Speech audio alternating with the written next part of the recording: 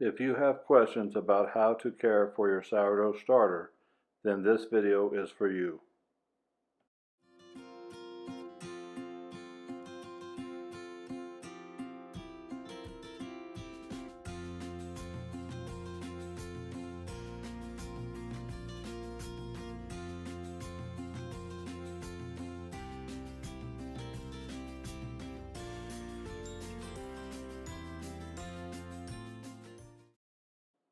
Hi, I'm Ron, and thanks for clicking on this video.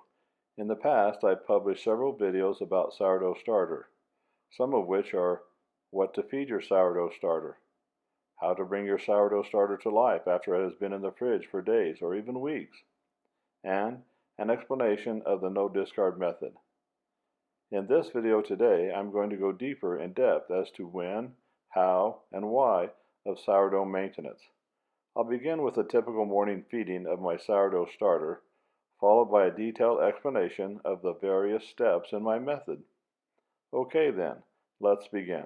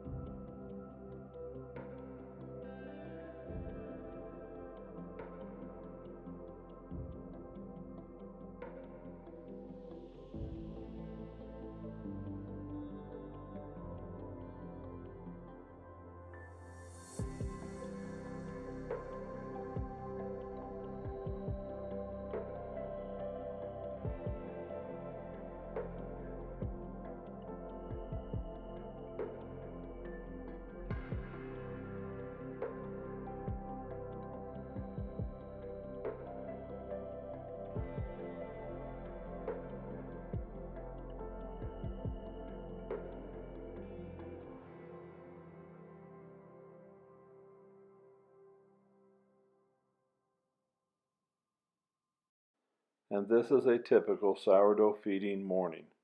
Once the sourdough starter doubles in volume, I'll mix flour, water, salt, and sourdough starter for the day's sourdough.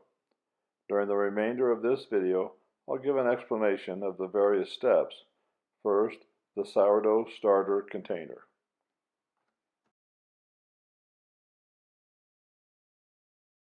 Practically any container can be used to store your sourdough starter. Many people like to store their sourdough starter in attractive crocks, but glass or plastic containers work just as well. Personally, I prefer quart jars. The ones I purchased came with metal lids, which I replaced with plastic lids. Using quart jars makes it easy to see volume increase in the sourdough starter, which I measure by using a piece of tape on the jar. Next, the water.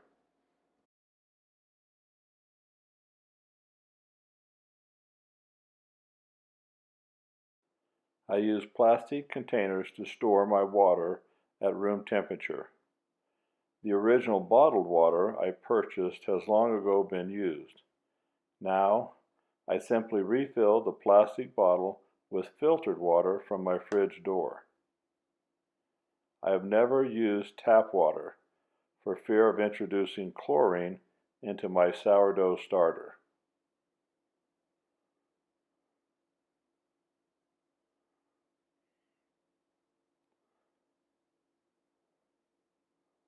Next, the tools.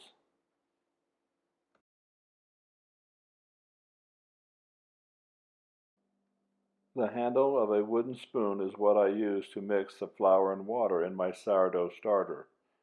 The offset spatula is used to scrape down the sides of the quart jar.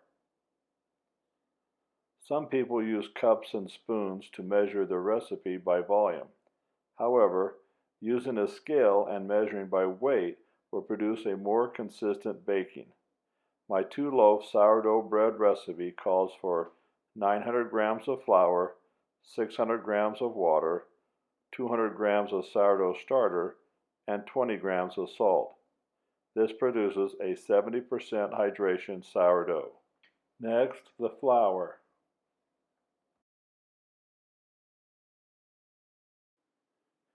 I store my bread flour in ice cream tubs with a blue lid and the all-purpose flour with a red lid. Here again is the red lid container with the all-purpose flour, along with rye flour and whole wheat flour. I feed my sourdough starter a mixture of 1/3 all-purpose flour, 1/3 whole wheat flour, and 1/3 rye flour. The mixture is kept in a number 10 silver can and in the freezer. The main reason I keep the feeding mixture in the freezer is because I often use whole wheat flour that I mill myself, and the freezer helps prolong freshly ground flour. Next, temperature.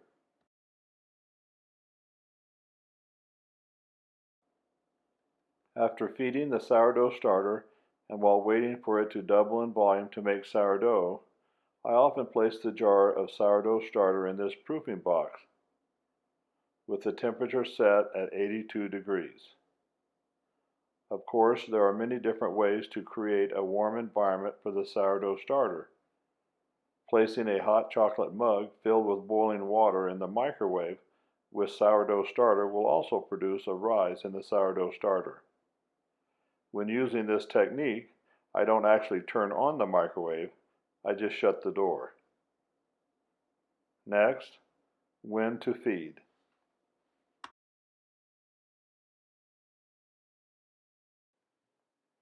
Feeding my sourdough starter is only done when I'm going to be making sourdough. I keep at least 2 jars of sourdough starter at all times, one in the fridge and one on the kitchen counter. Every week or two, I rotate the jars. The jar on the kitchen counter usually has about 50 grams of sourdough starter, to which I add 100 grams of mixing flour and 100 grams of water, for a total of 250 grams of sourdough starter. Once the starter doubles in volume, I remove 200 grams of sourdough starter from my 2-loaf recipe, returning the jar with the remaining 50 grams of sourdough starter to the kitchen counter with a loosely fitted lid, where it will sit until the next feeding, whenever that might be. If I'm not going to be making sourdough for 3 days or longer, I'll remove the sourdough starter from the kitchen counter and place it in the fridge with the lid on tight. Thanks again for watching this video. If you found it helpful, please click the like hand below the video, as well as the subscription tab and notification bell. And make it a great day.